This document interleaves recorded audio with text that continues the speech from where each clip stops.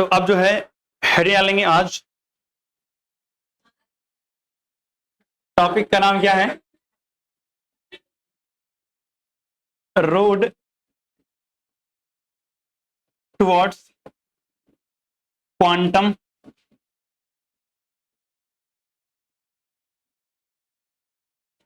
Mechanical model.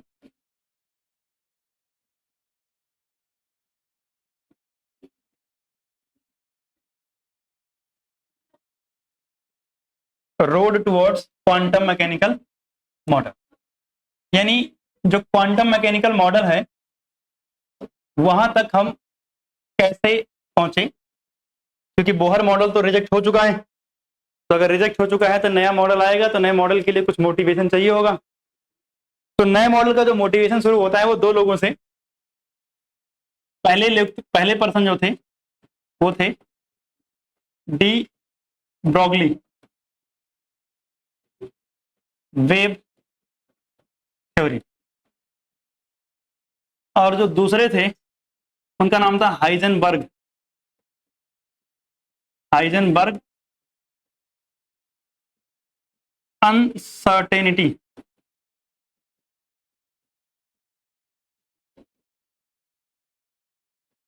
Heisenberg uncertainty, इन दोनों का कंट्रीब्यूशन था आगे चल के क्वांटम मैकेनिकल मॉडल की स्टार्ट करने में। तो अगर हम बात करें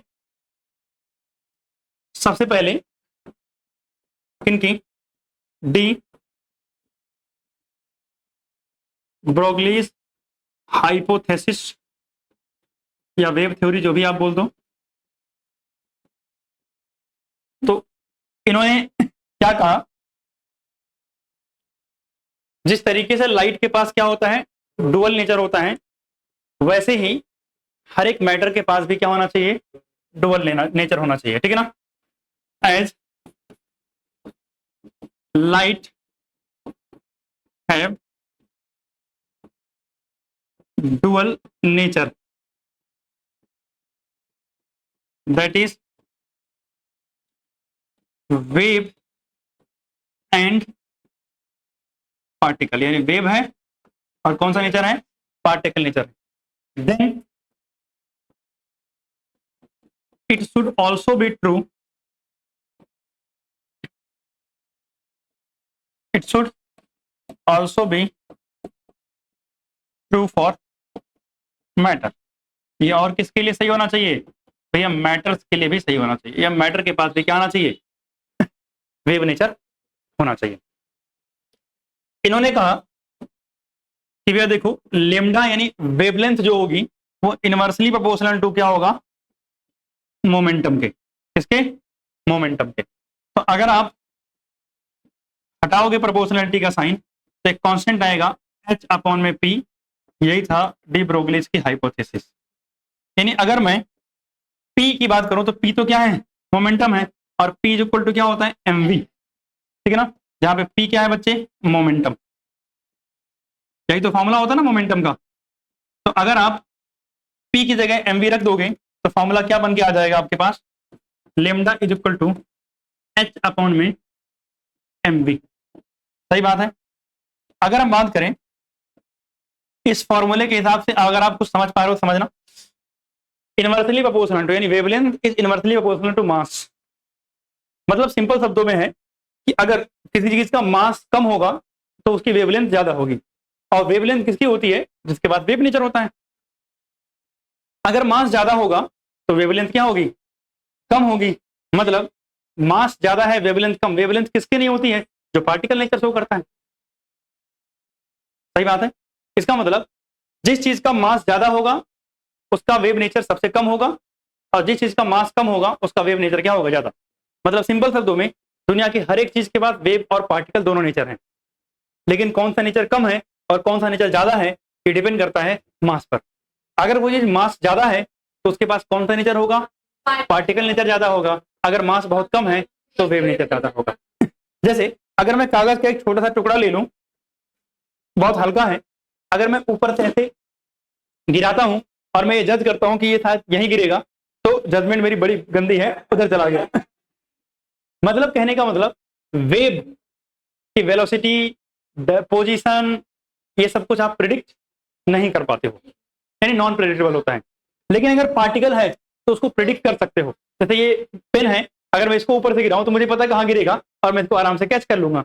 मतलब इसके बाद पार्टिकल नेचर क्या है, ज्यादा है तो दोनों नेचर, लेकिन कौन सा ज्यादा है, पार्टिकल ज्यादा है। और ये डिपेंड किस पे कर रहा है, मास पे। यानी मास ज्यादा तो वेव नेचर कम हो जाएगा, और मास कम तो वेव नेचर क्या हो जाएगा, ज्यादा हो जाएगा। ये किसने बताया, डी ब्रोगली ने बताया। अब सुना ध्यान से और कुछ बातें। अगर हम बात करें फ्रॉम प्लैंक क्वांटम थ्योरी, इस बात को हम प्रूव भी करेंगे फ्रॉम प्लैंक थ्योरी। अगर हम प्लैंक थ्योरी से बात करें तो E इज इक्वल टू क्या होता है, hc बाई लेमडा होता है। सही बात है ना, हाँ। फ्रॉम आइंस्टीन थ्योरी, अगर हम आइंस्टीन की थ्योरी से बात करें तो E इज इक्वल टू क्या होता है, mc स्क्वायर होता है। भाई दोनों तो एनर्जी ही है, तो फ्रॉम फर्स्ट एंड सेकंड तो क्या हो जाएगा, mc square is equal to hc by lambda. अगर मैं लेमडा निकालूंगा यहां से तो sir lambda is equal to क्या हो जाएगा, hc अपॉन में mc स्क्वायर हो जाएगा। मतलब lambda is equal to hc upon में mc स्क्वायर। अगर हम बात करें तो यहाँ पे कुछ चीजें कट रही हैं, यानी एक सी से एक सी कैंसिल हो गया, तो सीधा क्या बचा मेरे पास, lambda is equal to h upon में mc। अब c तो स्पीड ऑफ लाइट है, लेकिन अगर ये c किसके बराबर हो जाए, v, दैट इज वेलोसिटी के बराबर। मतलब जरूरी थोड़ी है कि हर बार हम स्पीड ऑफ लाइट से ही ट्रेवल कर रहे हो। स्पीड ऑफ लाइट से तो लाइट ट्रेवल करती है, हम लोग तो नॉर्मल स्पीड ट्रेवल करते हैं, तो वही c क्या हो जाएगा, v हो जाएगा, वेलोसिटी हो जाएगा। तो अगर हम बात करें तो lambda is equal to h upon में क्या हो जाएगा, mv हो जाएगा। समझ गया ना, इस तरीके से ये थ्योरी प्रूफ होती है। अगर हम बात करें इसको तो इसको हम बोलते हैं डी ब्रोगलीज वेवलेंथ। क्या बोलते हैं, डी ब्रोगली वेवलेंथ। यहां तक आप सबको क्लियर है। अब मुझे आप छोटी सी बात बताओ, क्या है छोटी सी बात हो,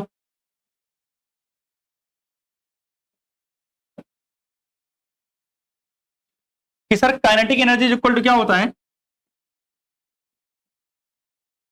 हाफ mv स्क्वायर होता है। अगर मैं यहां से v निकालूंगा तो कितना हो जाएगा, 2 के ई यानी काइनेटिक एनर्जी, और m क्या आ जाएगा नीचे, सॉरी डिनोमिनेटर में ना, और क्योंकि v स्क्वायर था तो ये रूट लग जाएगा। सही बोल रहा हूं। और अगर मैं इसको पुट कर दूं इस लेमडा वाले में, यानी lambda is equal to h upon में m बाहर रहने दूं, और यहां रूट 2 के ई अपॉन में m। सही बात है। अच्छा बताओ, अगर मैं रूट के बाहर से किसी चीज को रूट के अंदर लेके जाता हूं तो स्क्वायर हो जाएगा। तो h अपॉन में रूट यहाँ 2 के ई, और ये कितना हो जाएगा, m स्क्वायर, और नीचे कितना था, m था। इस m से ये m कैंसिल, मतलब m स्क्वायर कैंसिल होगा तो कितना बचेगा, ऊपर m बचेगा। मतलब इससे इसको कैंसिल कर दिया, तो हमारे पास बचा क्या, lambda is equal to h upon में रूट में 2m, पहले लिख दूं तो कोई दिक्कत तो नहीं है, के ई। ये एक फॉर्मूला फिर से आ गया, और ये बड़ा इंपॉर्टेंट फॉर्मूला है, इसका आप बहुत इस्तेमाल कर रहे होगे। काइनेटिक एनर्जी निकालने के लिए पूछेगा तो इस फॉर्मूले का यूज होगा। ठीक, आप सुना ध्यान से एक और चीज, व्हेन चार्ज क्या हो, यानी किसी पार्टिकल के पास चार्ज क्या हो, Q हो, और पोटेंशियल क्या हो, पोटेंशियल V हो, तो आपको पता है ऐसे केस में जो काइनेटिक एनर्जी होती है वो होती है Q इंटू में V होती है। तो अगर मैं इसको रिप्लेस कर दूं तो मेरे पास एक और अच्छा सा फॉर्मूला मिल जाएगा, यानी एक मिनट, चलो ठीक, 2m Q और V, ठीक है ना, क्लियर बात। अच्छा यहाँ अगर इलेक्ट्रॉन है तो मास किसका आएगा, इलेक्ट्रॉन का मास आएगा। Obviously most of the case में हम इलेक्ट्रॉन की बात कर रहे होंगे। तो हमारे पास जो डी ब्रोगलीज वेवलेंथ के फॉर्मूले वगैरह आ गए, ये सब थे जो आपको ध्यान होना चाहिए, ठीक है ना। नोट डाउन करोगे, पीछे करना है।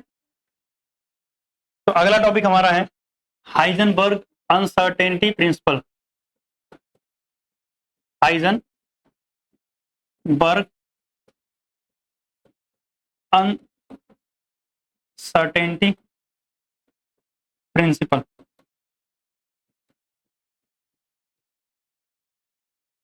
Heisenberg uncertainty principle. ये प्रिंसिपल क्या कहता है? कहता है it is impossible to determine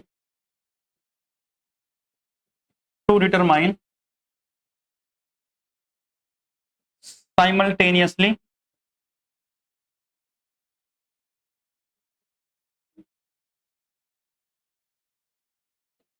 exact position and momentum, या फिर आप बोलो वेलोसिटी ऑफ इलेक्ट्रॉन। मतलब हम इलेक्ट्रॉन की एग्जैक्ट पोजीशन और वेलोसिटी दोनों साइमल्टेनियसली नहीं बता सकते। मतलब इनके हिसाब से सिंपल शब्दों में क्या था कि डेल्टा एक्स मतलब अनसर्टेनिटी इन पोजीशन और डेल्टा पी मतलब uncertainty in momentum should be equal to और ग्रेटर देन एच अपॉन में 4 पाई। कहने का मतलब कि अगर आप इलेक्ट्रॉन की पोजीशन और मोमेंटम बताने जाओगे तो uncertainty in momentum and position लगभग किसके बराबर आएगा? एच अपॉन में 4 पाई के इक्वल या इससे बड़ा आएगा। मतलब इतनी अनसर्टेनिटी एटलीस्ट होगी। कहने का मतलब यह है, अगर आप देखो तो बोहर मॉडल के अंदर आपने रेडियस कैलकुलेट किया, वेलोसिटी कैलकुलेट किया, तो मतलब किसी ऑर्बिट के अंदर इलेक्ट्रॉन की रेडियस और वेलोसिटी दोनों बता दे रहे हो, इलेक्ट्रॉन है कहाँ और उसकी स्पीड क्या होगी, ये दोनों बातें आप बता पा रहे हो। बट हाइजेनबर्ग भाई साहब ने क्या बोला कि भाई साहब बोहर तुम ये बहुत गलत बात कर रहे थे, ये पॉसिबल नहीं है। ये एक रीजन था बोहर के मॉडल को रिजेक्ट होने का, इंपॉर्टेंट रीजन कि आप कैसे बता सकते हो जब अनसर्टेनिटी है, यानी आप बता ही नहीं सकते, पॉसिबल ही नहीं है, ठीक है ना। अगर हम बात करें तो मोमेंटम इज इक्वल टू क्या होता है? mv होता है। तो अगर मैं बात करूं तो p इज इक्वल टू क्या होता है? mv। अब मास तो फिक्स होगा, तो अगर मैं लिखूं अगला तो डेल्टा x इंटू में डेल्टा v। अब सोचो m डेल्टा, चलो लिख देता हूं एक लाइन में, क्या लिखूंगा? m delta v is greater than और इक्वल टू h अपॉन में 4 पाई। तो अगर मैं m को उधर भेजूंगा तो डेल्टा x इंटू में delta v is equal two is greater than और इक्वल टू h अपॉन में 4 पाई m। सही बात है। तो एक फॉर्मूला मेरे पास एक और आ जाएगा। क्लियर बात है? अब सुनना, इंपॉर्टेंट बात क्या है, ये वैलिड है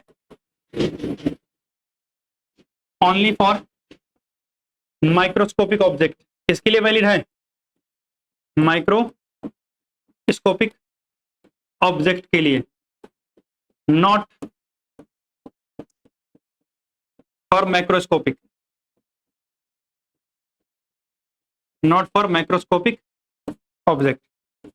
यानी ये जो हाइजेनबर्ग अनसर्टेनिटी है ये सिर्फ और सिर्फ किसके लिए लगता है? माइक्रोस्कोपिक ऑब्जेक्ट के लिए। मतलब अगर आप 1 केजी या 1-2 मिलीग्राम का ऑब्जेक्ट है उसमें अनसर्टेनिटी निकालने लगोगे तो अनसर्टेनिटी क्या आएगी? बहुत कम आएगी, बहुत कम। मतलब 10 की पावर, आई थिंक एनसीईआरटी ने कैलकुलेट कर रखा है 10 की पावर -28। मतलब इतना कम चांसेस है एरर के, फिर तो नेग्लिजिबल है ना, आप इग्नोर मार सकते हो। लेकिन अगर एरर के चांसेस आए 10 की पावर 10, 10 की पावर 6, 10 की पावर 4, बहुत ज्यादा चांसेस हो गए, तो ये इग्नोर नहीं मार सकते। तो अगर इलेक्ट्रॉन के केस में अनसर्टेनिटी निकालोगे तो क्या आएगा? बहुत ज्यादा आता है। जबकि अगर माइक्रोस्कोपिक यानी मिलीग्राम वगैरह साइज के एटम के लिए निकालोगे तो उसका माइक्रोस्कोपिक का बहुत कम अनसर्टेनिटी आती है, इसलिए इग्नोर मार सकते हैं। मतलब लॉ वैलिड नहीं होगा वहां पर। अगर हम दूसरी बात करें तो ये लॉ कहता है कि आप एग्जैक्ट ट्रेजेक्टरी नहीं बता सकते, एग्जैक्ट पाथ आप नहीं बता सकते, ठीक ना। Exact trajectory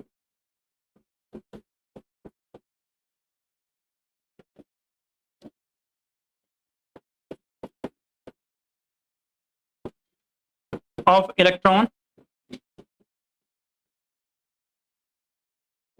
can not be predicted, can not be predicted. भैया इलेक्ट्रॉन के एग्जैक्ट ट्रैजेक्टरी आप प्रिडिक्ट नहीं कर सकते हो, क्योंकि भैया एग्जैक्ट प्रिडिक्ट नहीं कर सकते तो हमें बात किस पे करनी पड़ेगी, प्रोबेबिलिटी पे। और अगला जो मॉडल है क्वांटम मैकेनिकल मॉडल, वो एक प्रोबेबिलिस्टिक मॉडल है जो पूरी की पूरी बात किस पे करता है, प्रोबेबिलिटी पे ही करता है।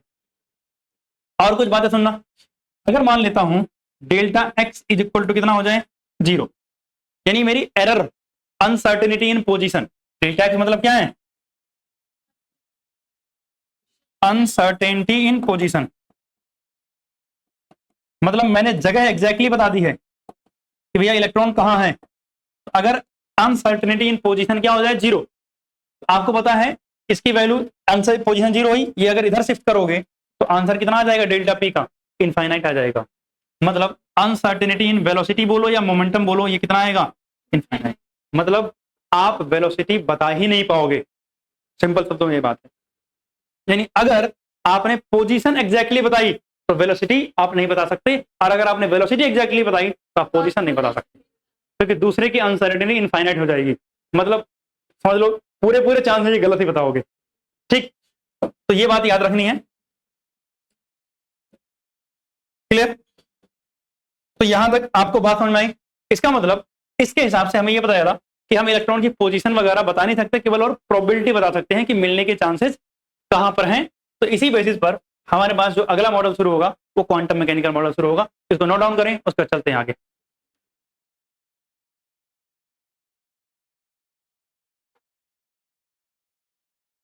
हेडिंग क्या डालेंगे, क्वांटम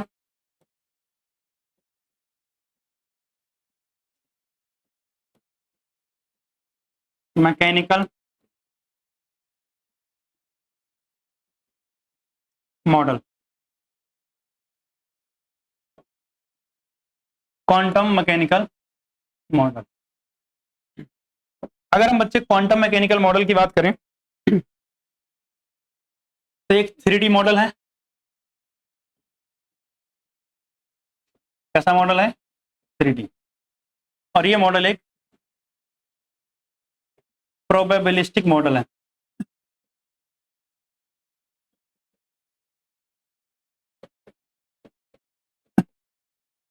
मतलब यहां पर हम एग्जैक्ट चीज कुछ नहीं बताते हैं, प्रोबेबिलिटी बताते हैं किसी चीज के मिलने की। अगर हम बात करें बच्चे तो हमारे पास एक भाई साहब थे,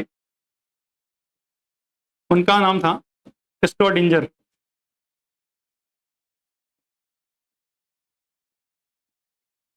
उन्होंने एक इक्वेशन दी थी, क्या दी थी, एक इक्वेशन। इक्वेशन क्या था,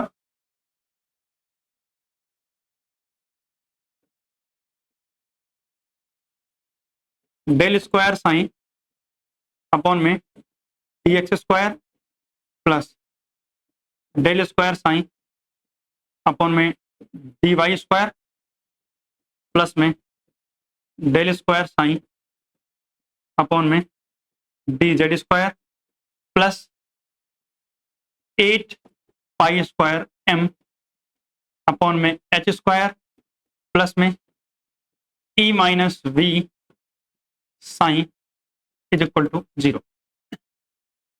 ये क्या है, स्क्रोडिंजर वेव इक्वेशन है। क्या ये, स्क्रोडिंजर वेव, हाँ, ये ढिंचक पूजा की वेव इक्वेशन है। ठीक, इसके अंदर अगर हम बात करें 3 वेरिएबल एक्स वाई और जेड दिख रहे हैं। तो अगर हम बात करें बच्चे, हाँ इधर देखो, डेल जो ये है ना, इसे बोलते हैं पार्शियल डिफरेंशिएशन। क्या बोलते हैं इसको हम, पार्शियल डिफरेंशिएशन। ये क्या है, पार्शियल डिफरेंशिएशन है। साई जो है उसको बोलते हैं वेव फंक्शन। क्या बोलते हैं, वेव फंक्शन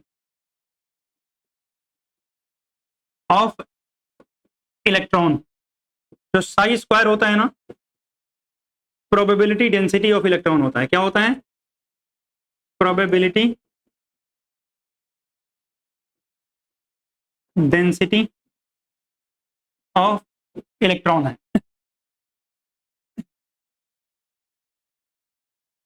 ठीक, इसके बाद अगर हम बात करें एक्स वाई और जेड जो है ये क्या है, एक्सिस है। ये क्या है, एक्सिस है।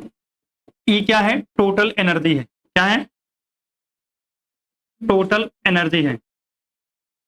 वी क्या है, पोटेंशियल है। क्या है, और अगर हम बात करें एच क्या है, प्लैंक कांस्टेंट। एच क्या है, प्लैंक कांस्टेंट है। अच्छा, इनकी एक और इक्वेशन थी, वो क्या था, e psi is equal to h psi. E आपको पता ही चल गया है।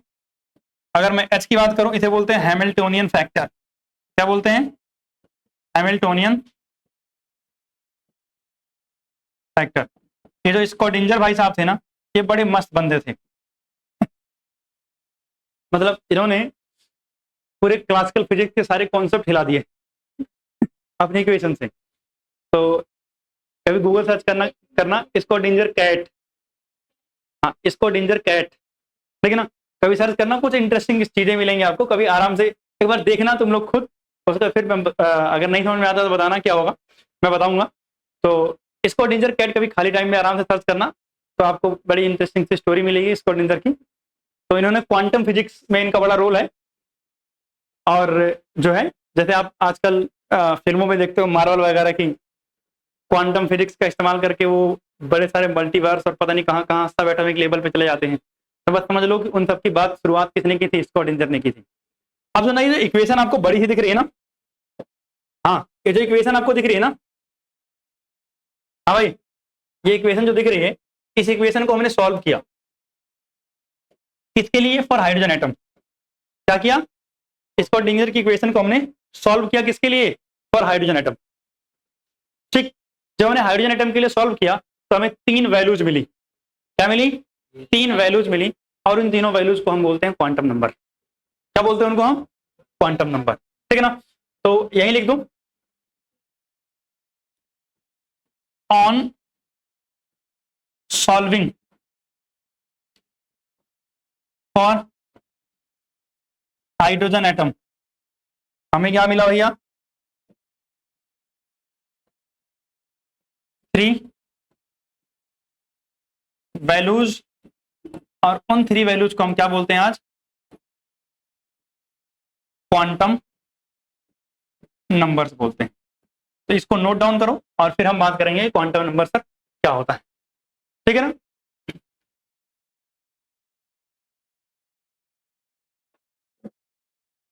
अब सुनो, इसको सॉल्व करके हमें जो वैल्यूज मिली उन्हें क्या बोलते हैं बच्चे, क्वांटम नंबर बोलते हैं। अगर हम बात करें क्वांटम नंबर की, क्वांटम नंबर क्या होते हैं, नंबर्स विच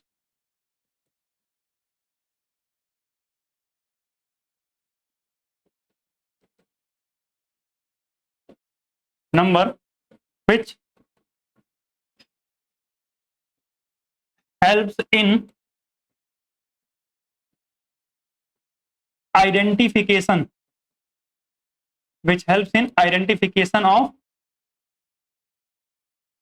इलेक्ट्रॉन। मतलब इलेक्ट्रॉन प्रोबेबिलिटी, जो इलेक्ट्रॉन की प्रोबेबिलिटी को आइडेंटिफाई करने में या कैलकुलेट करने में हेल्प करते हैं, उनको हम क्या बोलते हैं, क्वांटम नंबर। मतलब इन्हीं नंबर का इस्तेमाल करके हम पता करेंगे कि इलेक्ट्रॉन है कहाँ एग्जैक्टली, इलेक्ट्रॉन है कहाँ एग्जैक्टली। मतलब जैसे आपके घर का एड्रेस होता है, आपको अगर बताना हो कि आप कहाँ रहते हो, तो आप बताओ कि भैया जगह कौन सी, आदर्श नगर है, आदर्श नगर में कौन सी गली में रहते हो, फिर उस कौन सी गली में कौन सा मकान नंबर है। तो ऐसे ऐसे करके हमें अगर इलेक्ट्रॉन की लोकेशन बतानी है तो हम क्या करते हैं, क्वांटम नंबर का इस्तेमाल करते हैं। तो क्वांटम नंबर हमारे पास जो है, वो पहला है प्रिंसिपल क्वांटम नंबर। कौन सा है, प्रिंसिपल क्वांटम नंबर, जिसको हम एन से लिखेंगे। जो दूसरा है हमारे पास, उसका नाम है एजीमुथल क्वांटम नंबर। क्या नाम है, एजीमुथल क्वांटम नंबर, जिसको हम क्या से लिखेंगे, एल से। तीसरा हमारे पास है मैग्नेटिक क्वांटम नंबर। क्या है, मैग्नेटिक क्वांटम नंबर, जिसको हम किससे लिखेंगे, एम से। ये तीनों हमें स्क्रोडिंगर की वेव इक्वेशन से सॉल्व करके मिले थे, बट एक हमने बाद में ऐड किया था क्योंकि हमें जरूरत थी इसकी, और वो क्या है, spin quantum number. Spin quantum number, इसको हम सिंबल क्या लिखते हैं, एस लिखते हैं। और याद रखना ये लेटर एडेड, यानी बाद में ऐड किया गया था, ओरिजिनली ये क्वांटम नंबर की लिस्ट में नहीं था। क्लियर बात। तो अब हम अगली क्लास में जो है इन्हीं क्वांटम नंबर्स की बात करेंगे कि क्वांटम नंबर्स क्या हैं और इससे हमें कैसे पता चलता है इलेक्ट्रॉन के बारे में। और अगली क्लास में इस चैप्टर का जो बचा हुआ पोर्शन है वो खत्म करेंगे, ठीक है ना। तो आज के लिए बस यहीं तक, मिलते हैं अगली क्लास में।